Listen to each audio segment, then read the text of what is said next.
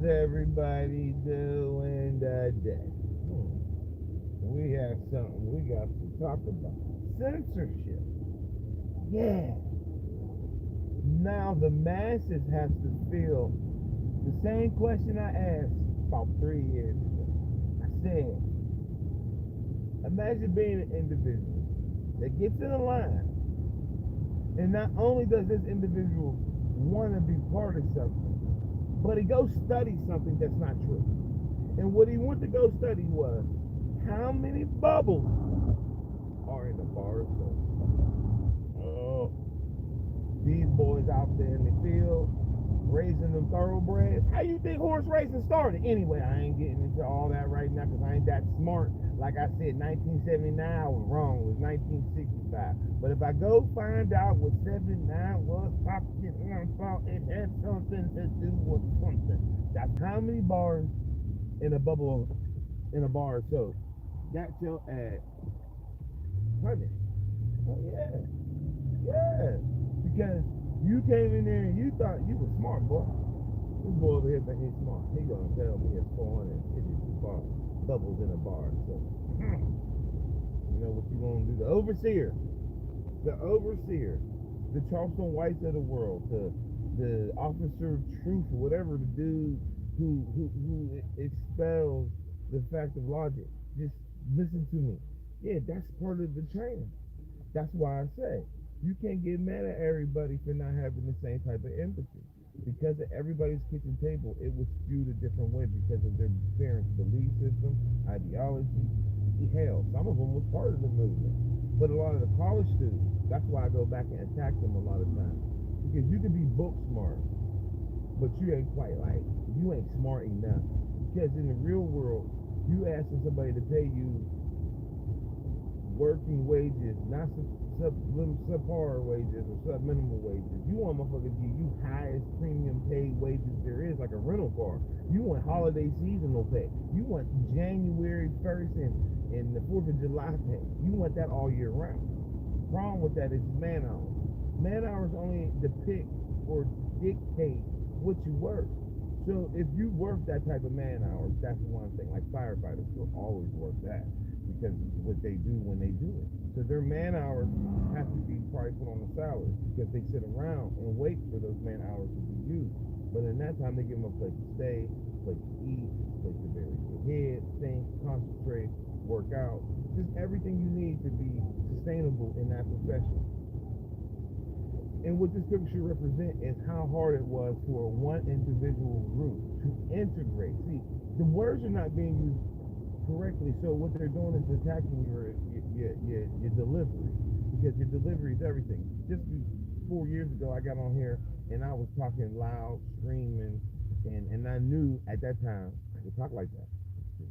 Nobody was listening. Joey wasn't listening. Gamey wasn't listening.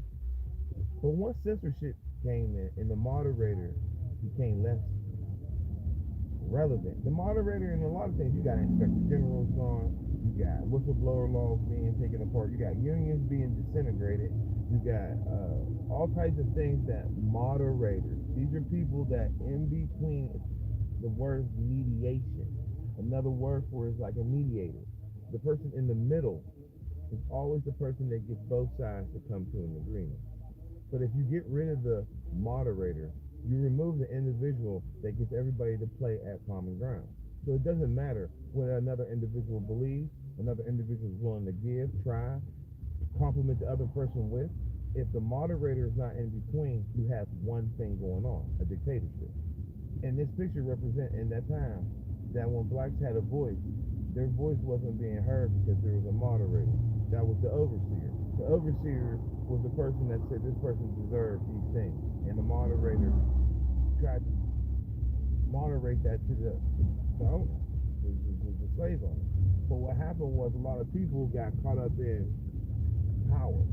And when they got caught up in power, the moderator, which was the overseer, got designed to sell his ideas for more land. By having more land, his land was taken care of by all the people that worked there. So the moderator, of course, the overseer, would tell the owner, oh yeah, this is what they say. This is what they doing. They planning an uprising. They planning a revolt. So to keep his land growing and his sales, he had somebody come buying land for, uh, I don't know, more cotton picking, more horse back riding training. Whatever the overseer was hearing the others talk about, there was a rebel riser. And this individual in the picture, again, is probably a rebel riser. The reason why you can tell he's a rebel riser if you see the depiction of all the lashes and welts that are stuck on his back. Probably all the time had a problem with the authority. So once again, here's an example of an individual going against the system. In that time, if you went against the system, they gave you lashes. That don't make sense, huh? That don't make sense at this time because that's more barbaric. That seems more inhumane. But at that time, their belief system was built on fear, control, and power, and religion. And that religion told them how many times they gave us lashes. Now I be looking in that Bible all the time. I even join church so I can learn the Bible and see where it say you supposed to get lashes for not obeying your master or listening to the word of the land and understanding that you're responsible to be a good steward. I ain't see that yet in the Bible. I ain't not ran across. We were supposed to get beat with a whip. I ain't run across that yet. So there's a lot that they put in trying to control the narrative, and this picture right here is being removed because it's offensive to the people that remember those times. It's not offensive to the ones that don't understand it, the new eyes, the eyes. So it's offensive to people that want to teach the next generation these type of images because then you rewind the truth into their serum of misleading cocktails. So it goes back to the process of what people are talking about. I'm not going to be talking about something that I know isn't going to be aligned with what the masses is talking about. But two, it doesn't put me in the spectrum where I'm speaking on things that deliver negativity in a light right now where people were talking about an individual. I ain't talking about an individual. I'm talking about the actual time in that picture that shows you that there was a moderator. There was somebody that in between now and then, they stopped that type of behavior. And someone in between the electoral college, the populist vote, whatever it was, but there was a group of individuals that said, we're not going to moderate like this anymore. We're going to go about it this way. So I'm leaving you with that today because when you turn on the news and everybody acts like they don't watch the news no more. But one thing it used to be on a massacre Friday. It used to be a Friday that everything used to go left with his administration. But now he's found out that the shock and awe value can go 24 hours a day with the news event. So by that being said, every time you turn on the news, you see some shock and awe. But what you don't see is facts. You don't see any facts. They're not giving you no facts because facts create division. Division creates provocation. Provocation creates problems. So the less you provoke individuals into believing something is true, the less the believable will go fight for the truth. So the more you tamper down an individual's belief system, the more you make them feel less valuable. So this late night show stuff is going to come on TV, and people are going to be like, who cares? I don't watch late night TV. Right? You're right. You're right. That's why it doesn't hit the same. But if you'd have gone back where steel mill workers came off work and they ain't had nothing else to talk about all goddamn day long. They get off work and they just want to blow off some things. They want some jokes. They want some freedom of speech. That's where Sarah Bartman comes in. This whole Sarah Bartman story is a reflection of what the judges said at that time. The judges at that time said that Sarah Bartman's story has factual traction because she was fooled into believing that she was not a slave, but she will allow them to. Nelson Mandela told her story. The Europeans kept her bones, her artifacts, so nobody would know her story. The Sarah Bartman story is just about the same thing that the judges were speaking about. The monstrosity of individuals wanting the opposite. The idea that the American masses, the European masses, want things shown in another way. And the judges were arguing, and they were looking at each other, and they were taken back by the fact that Sarah said that she isn't a slave, and she is doing this, and this is what she wanted to do. But everybody goes back to George Floyd being under the influence. Sarah Baartman was actually under the influence when she went to see the judges, because the overseer of her at first gave her the opportunity to speak for herself. But she was a hermaphrodite. So she had both extremities. She had the male extremity and she had the female extremity. So she never got intimate with her first overseer. But as she got older, she noticed that individuals wanted her physically and she didn't know. So they impaired her. They got her under the influence. And once they got her under the influence, they took control of her mind and her body. And when she went to court, she felt the control and the thrill of being able to be heard. She thought. But then the overseer started beating her, hitting her, and controlling her mind. And one thing the judges did ask her, are you being held under your own recognitive, or are you being under some type of contract? She was under some contract. The contract was, if she was able to deliver on these shows, all the show was is that people walked up to her and grabbed her butt. Crazy shit I ever heard. Sarah Baartman. Then Nelson Mandela told her story. And in that story, Nelson Mandela was trying to show the world that this lady, she got put under a spell of tricks. Mind trick. She was told that she would be able to see her children again if she allowed to do this many shows. So the first overseer will always promise her, you'll get to see your kids again. You're almost free. You're free. So then he told her she was free. But once she was free, he sold her to a new overseer. That overseer had to go through the court system with her. And what he did was he started taking control of her life. And when she stood in front of the judge asked her, you making these decisions on your own? There's no contract. There's no obligation. There's no, ma'am. I want to be the first person to be basically a stripper. That's the origin came from her being able to be humiliated in front of the masses just to grab her butt. And people don't want to go back in history, so they erase it. It's not you know how hard it is to find the Sarah Baartman story? You have to pay $3.39 to go to an independent video channel on Prime just to find her. I posted that on my YouTube page, and that was my first strike. My first strike, because I posted that at the time where DeSantis was trying to get rid of the critical race theory. And that made my page go down so fast because I was promoting, I guess, I don't know, I was just doing a history class. And that's why I didn't get monetized. That was my first, it was one of my, they call it malice. They shut my page down and everything. I had to stay off the internet for 6 months after that shit. So I didn't know how the internet worked when I got on here. But I know that there's a lot of information that is being stored into generations that aren't able to speak because they're getting outshined by individuals like Charleston because they said that he drops truth bombs. But his analogies are so toxic.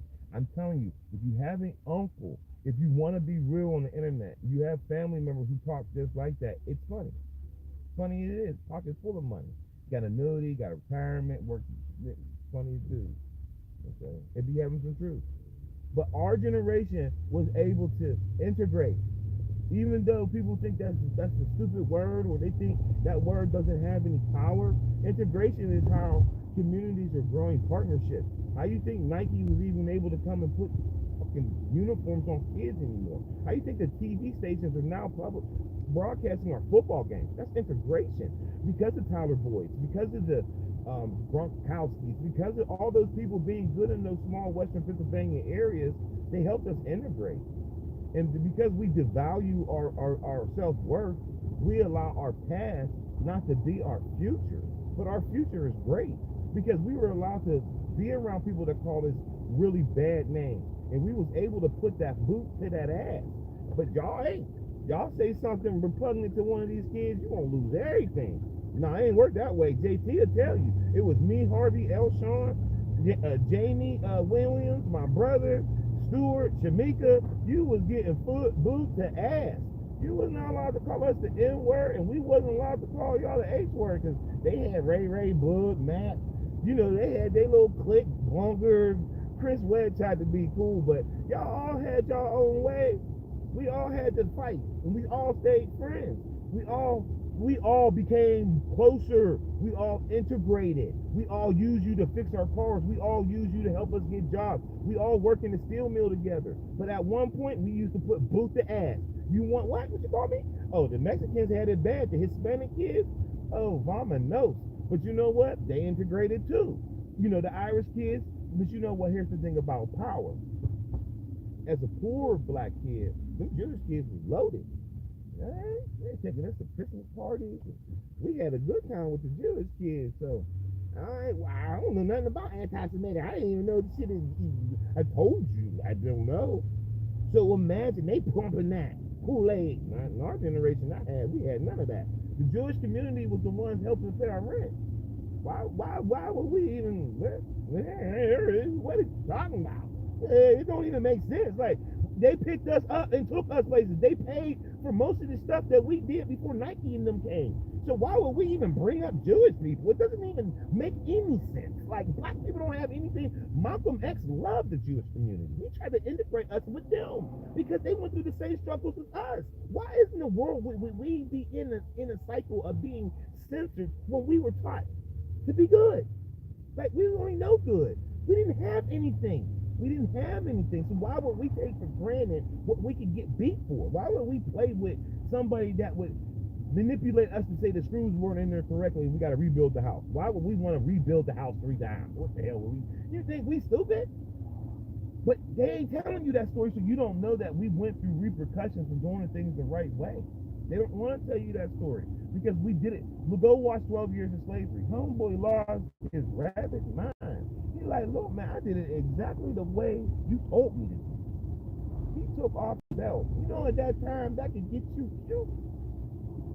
He made his ass hang on a tree while the overseer pleaded with the masters, man. He just had a breakdown. So I'll take the ass whooping from him. I was antagonizing himself. He's one of our best boys. What are y'all talking about? Even slaves had a problem with controlling their tongue.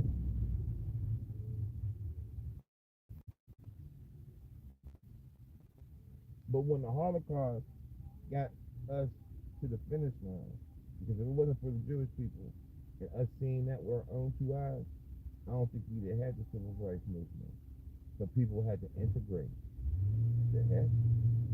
And once we integrated and we had to tell our story, people was like, this gotta stop. We America. We not in New York no more. We not in Russia no more. We not in Czechoslovakia no more. We're not in Africa no more. We're not in Israel no more. We're in America. We united. We the people. We gonna have all our belief systems in one melting pot. But if they keep storing them in hard drives, you build this like they call it the super bug, where like gonorrhea now is super gonorrhea. Now you get it, now you can't get rid of it. It's a super bug. Well, the more you bug people into believing Charleston's narrative is a truth bomb, the more you have people believe that the stuff they're storing ain't the truth. So the more vile shit people say, the more less sensitive you are to the truth. The truth was that it was the people who went through the worst atrocities helped the black people get through it. So that's why you have the Arab countries here, you have the Indian people here, you have the Chinese people here, because of our atrocities. We were the door that helped everybody come to America. So no one could take our life. But when you represent gold chains and call them names, you messing it up for the rappers. See, that's why I said Charleston's not wearing a Brooks Brothers suit for a reason. Y'all ain't catching it. Y'all ain't Tupac-ing him, because Tupac was their way of saying that's gonna be their mortal. They gonna let Charleston run around with the gold chains on, because now they gonna censor all the rappers that think you got freedom of speech. But y'all ain't finding out that Mr. Kimball just found out that you can't even have a monologue no more. But you gotta be on an intellectual, professional approach to drag that into your contractual agreement that is actually in there, that if you mention or you deliver anything that could be arbitrary. Remember that word? I brought that word up before. Arbitrary. See, arbitrary is like that scam y'all call, what y'all call a scam, God. That's the same thing again. Y'all signed the contract, so y'all think that contract's God. But God is a living body. His word, his instructions in that book was just instructions for you to follow what type of sacrifices they made in that time to make it so tribal and so sacrificial. But until we have a professional, intellectual conversation about words, we will be in this time war of storage. Like I said, he's storing the picture. He's removing it. He's removing the picture because it reminds somebody.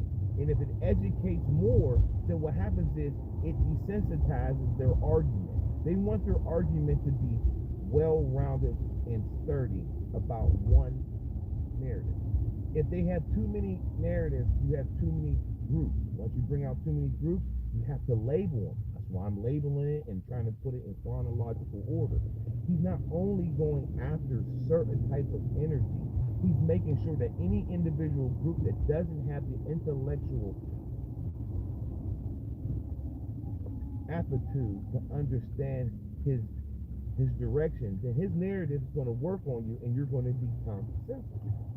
Nowhere in my monologue, in my statement, have I brought up anything that he's looking for. But at some point, if I am being heard and heard correctly, what will next happen will be I will be put on some type of censor because YouTube censored me as soon as I told you to say apartment store. Censored. So what do you think they're gonna do if it resonates? Have a good day.